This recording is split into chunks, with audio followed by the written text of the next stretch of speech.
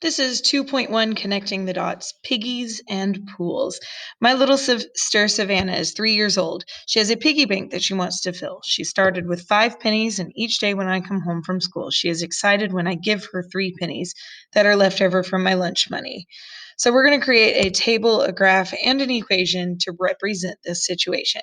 So the important pieces of information in here is that she started with 5 pennies. And then each day, the sibling gives her 3 pennies that are left over from the lunch money. So when we create a table about this, we're comparing the number of pennies in the piggy bank on day n. So we have days and pennies. So after the first day of school, the sibling gives 3 pennies. So that means the 0 day is when there's 5 pennies. And then the first day home from school adds 3, which makes 8. And then the second day of school, they add 3, which gives you 11. And then the next day, adding 3 more pennies to her piggy bank, which gives you 14. So what we already know is that this represents an arithmetic sequence. That's what we spent our last unit on. But this time, we're looking at this from a linear versus exponential perspective. So arithmetic is adding, linear is also adding a constant amount. So when we do this, we are looking at a linear function, and we know that it's increasing by 3 and beginning by 5.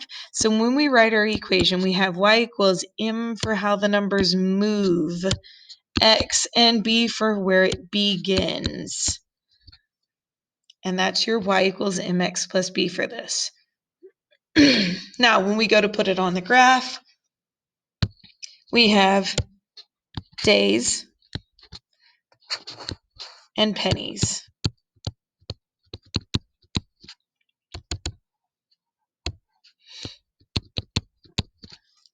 So 0, 1, 2, 3. Set up your table with numbers and words. And I'm going to make my y-axis increase by 2s.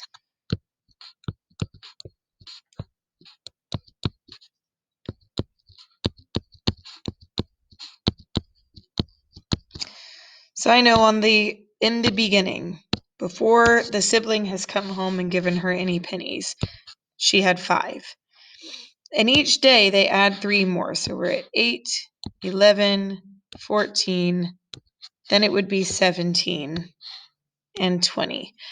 Now, we do not connect the dots on this. This is a discrete graph. Reason being that all of those pennies are given to Savannah at a specific time of day. It's not halfway through the day. It's not gradually through the day. It's at the end of each school day when the sibling gets home from school. So those 3 pennies are handed over at one time each day, which makes this a discrete function. So we do not connect the dots. So then our next one. Our family has a small pool for relaxing in the summer that holds 1,500 gallons of water. I decided to fill the pool for summer. When I had 5 gallons of water in the pool, I decided that I didn't want to stand outside and watch the pool fill, so I had to figure out how long it would take so that I could leave, but come back and turn the water off at the right time. I checked the flow on the hose and found that it was filling the pool at a rate of 2 gallons every minute. So we are comparing the number of gallons in the pool at t minutes. So those are our 2 headlines. So we have minutes and gallons.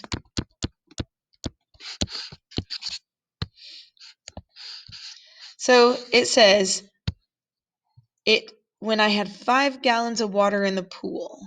So that's your beginning amount. So before you ever walked away, there were 5 gallons of water in the pool.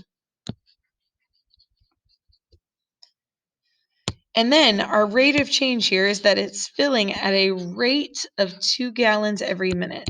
So the next minute passes, and now we're at 7. And then the next minute passes, and now we're at 9. And the next minute passes, and now we're at 11. So when you write your equation in y equals mx plus b formatting, we have y equals, our numbers are moving by adding to x, and then it begins with the 5 gallons that were there before you walked away. So this is also linear because of the addition. And I'm going to set up my table, my graph the exact same way. So increasing by 1 on the x-axis, which represents the minutes, and increasing by 2 on the y-axis, which represents the gallons.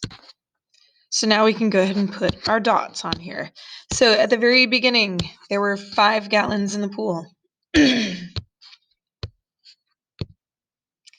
And every minute it increases by 2. So there was 7, 9, 11, 13, 15, 17, 19.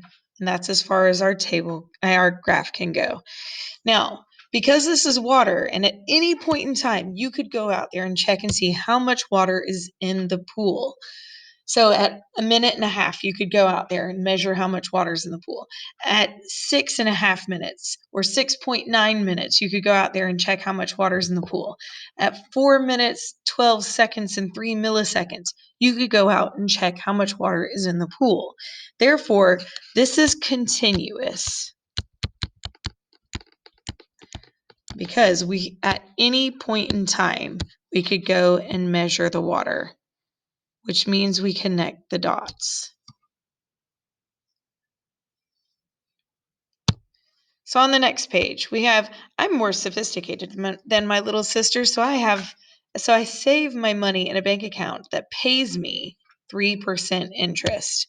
So we've got pays 3% interest on the money in the account at the end of each month.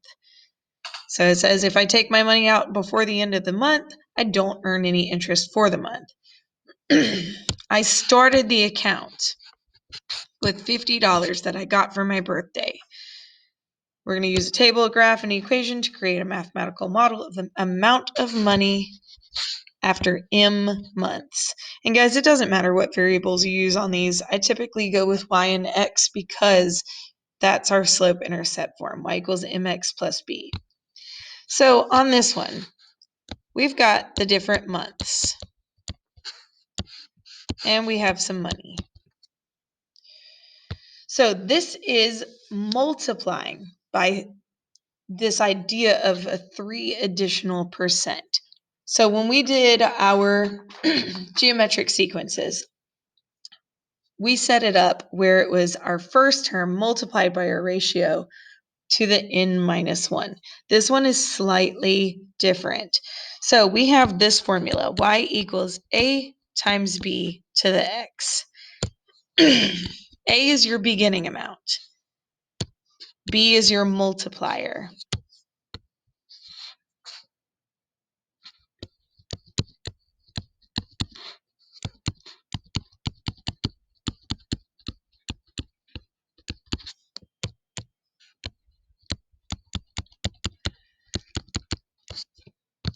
So we know that at 0 months, you have that $50. We know your amount of money is increasing by 3%.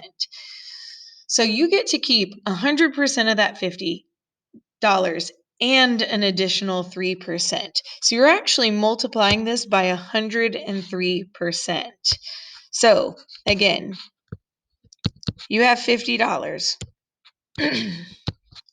You get to keep 100% of that $50 and an additional 3%.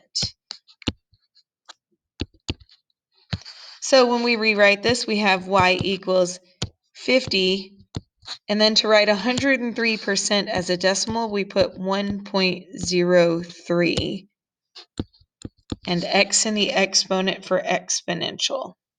So when you do this and you fill in your table, you need to remember that this is money, so we only want 2 decimal places. So when I plug in a 1, I get a 51.50.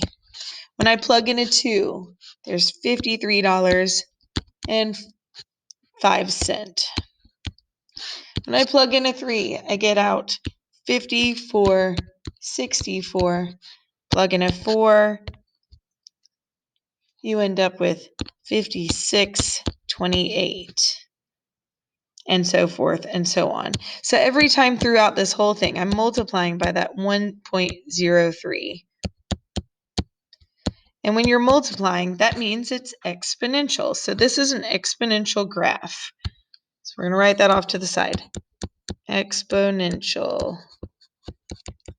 Because geometric and exponential are the same thing. So let's set up our graph. I'm going to add a page break or a graph break. So it's this line right here. So it's like I squish down my graph to make it show more information without having to write every number out there. So now that we have our graph, we can go ahead and plot all of our ordered pairs. So at 0 months, there's $50. At 1 month, there's $51.50. At 2 months, a little over $53. At 3 months, $54.64. At 4 months, $56.28. At 5 months would actually be $57.96, so just barely below 58. Now, because this is, you're gaining this interest at the end of each month, it's happening all at once. So you get that entire interest payment all at once, which makes this a discrete graph, which means we do not connect the dots. Discrete dots. So for our next situation, it says at the end of summer, I decide to drain the 1,500-gallon swimming pool. I noticed that it drains faster when there's more water in the pool. That was interesting to me, so I decided to measure the rate at which it drains. I found that 3% was draining out of the pool every minute. So each minute,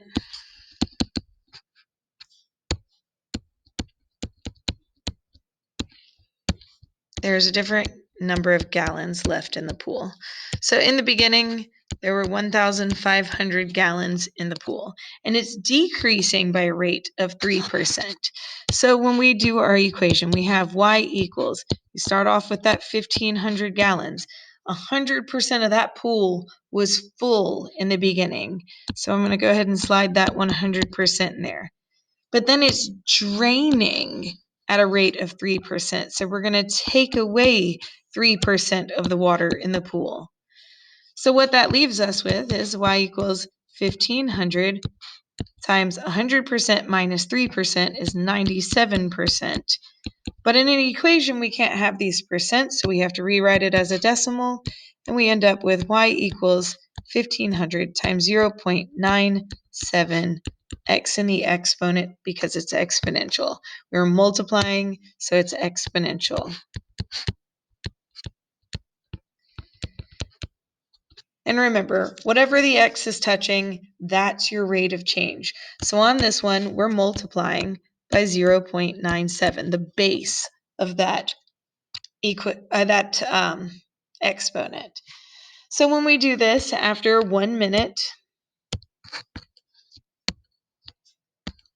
there we go. After 1 minute, there's 1,455 gallons left in that pool.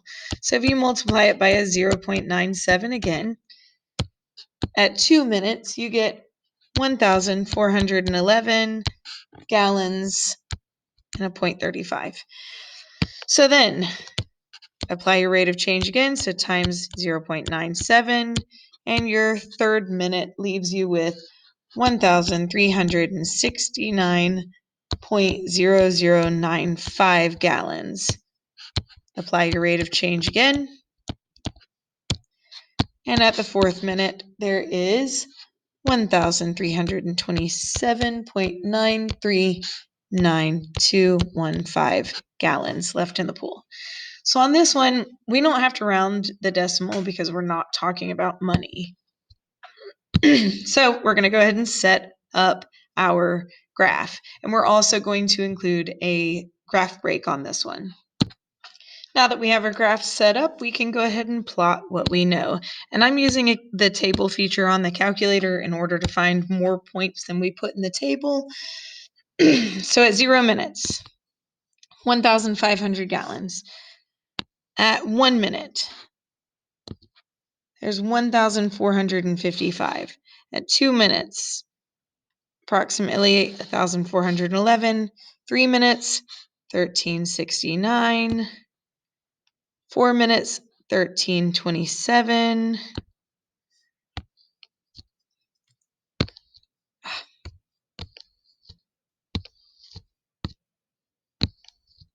There we are. So next is 1288,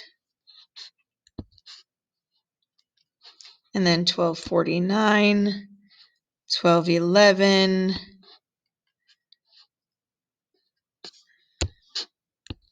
1175, 1140, 1106. So this is also a continuous graph because at any point in time, just like the other one having to do with water, we could go out there and check how much water is in the pool. So this is continuous.